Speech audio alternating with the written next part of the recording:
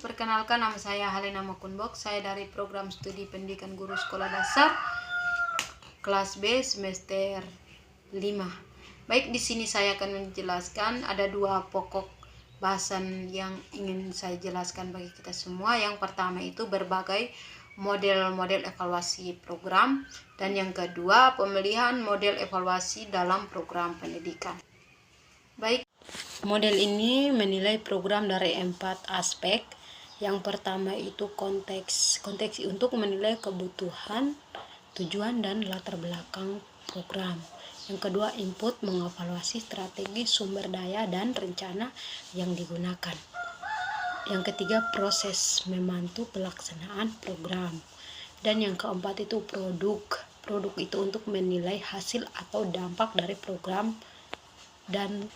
Dan tujuan dari 4 aspek tersebut yaitu memberi informasi untuk mengambil keputusan perbaikan program. Jadi berbagai model evaluasi program memiliki fokus yang berbeda. Yang pertama itu chip dan diskropanik untuk mengambil keputusan dan perbaikan.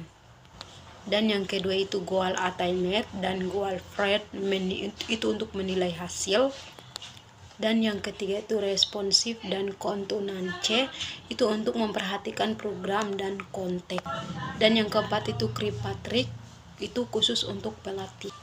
Terus bagian kedua itu pemilihan model evaluasi dalam program pendidikan. Pemilihan model program merupakan langkah penting agar proses evaluasi relevan dan efektif dan sesuai dengan tujuan program pendidikan. Baik, yang pertama itu pertimbangan dalam pemilihan model evaluasi. Pemilihan model harus disesuaikan dengan beberapa faktor, antara lain yang pertama itu tujuan evaluasi, dan yang kedua jenis program, dan yang sumber daya dan waktu, kebutuhan pemangku kepentingan, dan konteks dan karakteristik lembaga. Berikut contoh penerapan model. Yang pertama, model chip itu cocok untuk mengevaluasi keseluruhan proses dan pengambilan keputusan program pendidikan. Yang kedua, model goal attainment dan model goal threat itu sesuai untuk menemukan efek nyata tanpa terikat pada tujuan awal.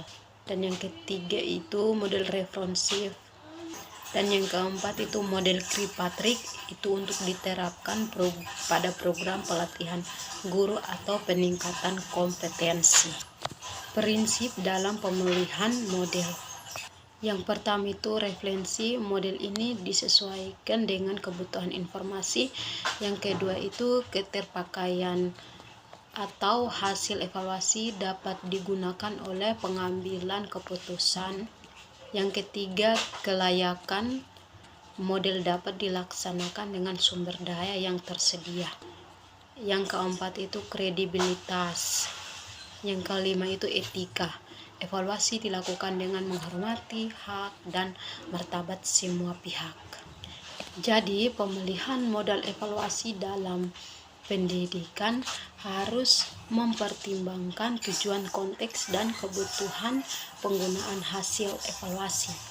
Tidak ada model yang paling sempurna untuk semua studi.